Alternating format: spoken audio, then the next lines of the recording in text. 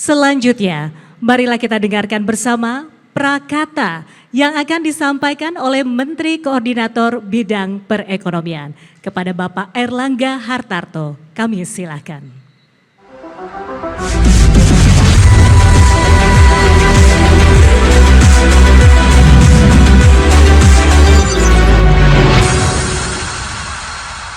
Bismillahirrahmanirrahim. Assalamualaikum warahmatullahi wabarakatuh.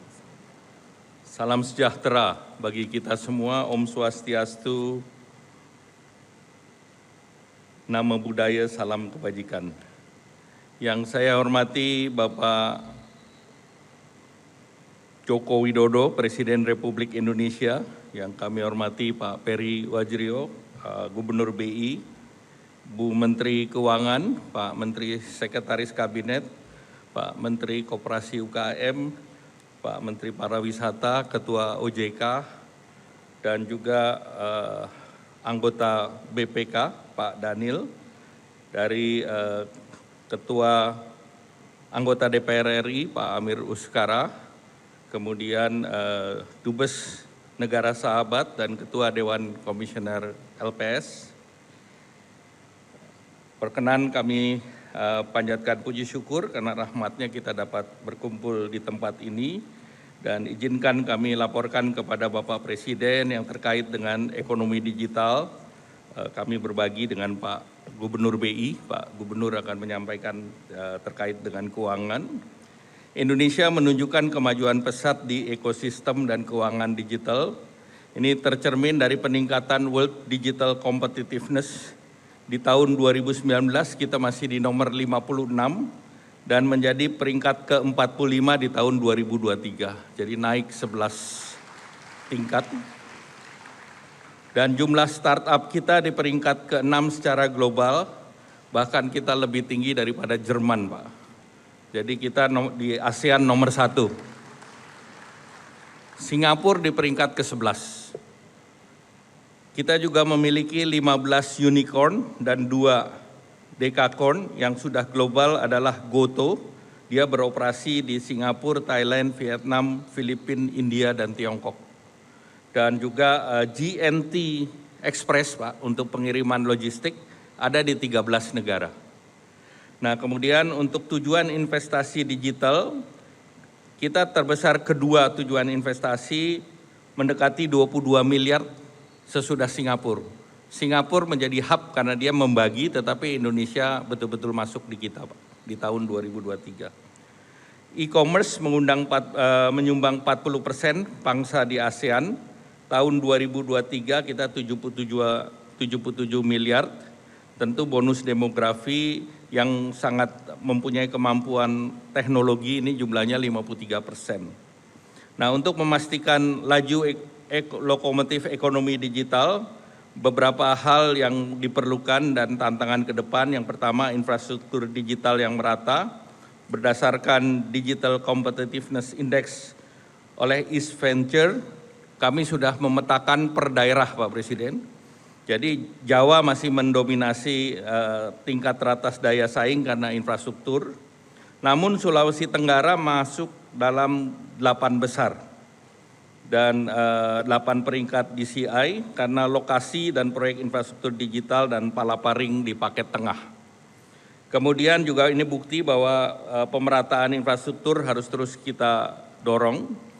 Yang kedua terkait dengan talenta digital, ini salah satu yang menjadi contoh adalah Provinsi Gorontalo. Gorontalo ini skornya tinggi, naik peringkat 10 peringkat ke ranking 20. Ini didukung oleh program lokal, Pak, Remaja Cakap Digital dari Diskominfo setempat. Jadi ini luar biasa, Pak. Kemudian untuk startup dan UMKM, Provinsi Riau mampu naik 7 tingkat ke posisi ke-14, didukung oleh sektor kewirausahaan, produktivitas, pelatihan kewirausahaan, dan aplikasi UMKM oleh Pemda, Pak. Nah, kemudian yang keempat tentu regulasi yang adaptif dan melindungi. Nah, pemerintah terus meningkatkan inklusi keuangan seperti QR Code yang didukung Dewan Nasional Keuangan Inklusif, dan kolaborasi dengan pihak ketiga seperti Strive dengan Mastercard, Promise to Impact dengan ILO, dan berbagai program yang akan disampaikan nanti oleh Pak Gubernur BI yang bekerja sama dengan OJK dan industri. Bapak Presiden dan Bapak Ibu yang hadir, langkah akselerasi digital ini menjadi fokus untuk inovasi dan investasi ke depan dengan dua hal. Pertama, hilirisasi dari semikonduktor. Indonesia sudah dipilih oleh Amerika Pak dalam Indo-Pacific Economy Framework menjadi 7 negara yang menjadi prioritas dan akan di placement ITSI Fund khusus untuk semikonduktor. Yang kedua, ekosistem artificial intelligence, dan ini untuk peningkatan R&D dan juga tentunya menjadi masuk dalam beberapa kabupaten yang menjadi zona inovasi yang juga mengembangkan futuristic teknologi. Nah, pemerintah juga meluncurkan di bawah kepemimpinan Bapak Presiden Strategi Nasional Ekonomi Digital dan dengan 6 pilar, yaitu infrastruktur, sumber daya manusia, iklim bisnis dan keamanan cyber, penelitian, inovasi dan pengembangan bisnis, pendanaan, investasi, serta kebijakan regulasi. Kontribusi diharapkan bisa meningkatkan sektor digital sebesar 20% dari PDB kita, itu menjelang sesudah 10 tahun ke depan. Dan di level ASEAN, Bapak Presiden kemarin telah memimpin Digital Economy Framework Agreement. Ini satu-satunya kerjasama ekonomi digital dari seluruh region di dunia. Dan ini menjadi percontohan juga di dalam pertemuan ministerial meeting di OECD, Pak. Jadi ini kita diakui juga di tingkat global.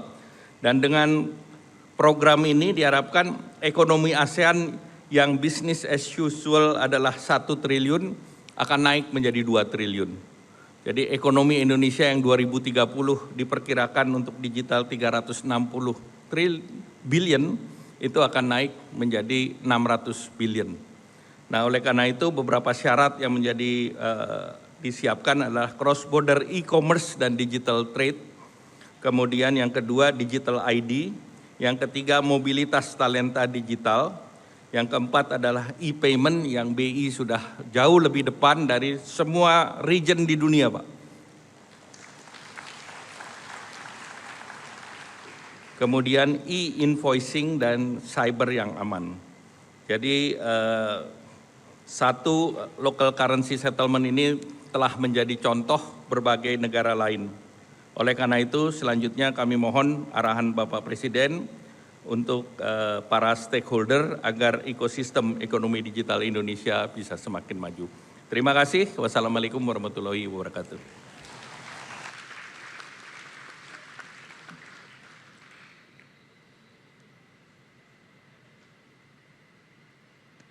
Jelajahi cara baru mendapatkan informasi. Download Metro TV Extend sekarang.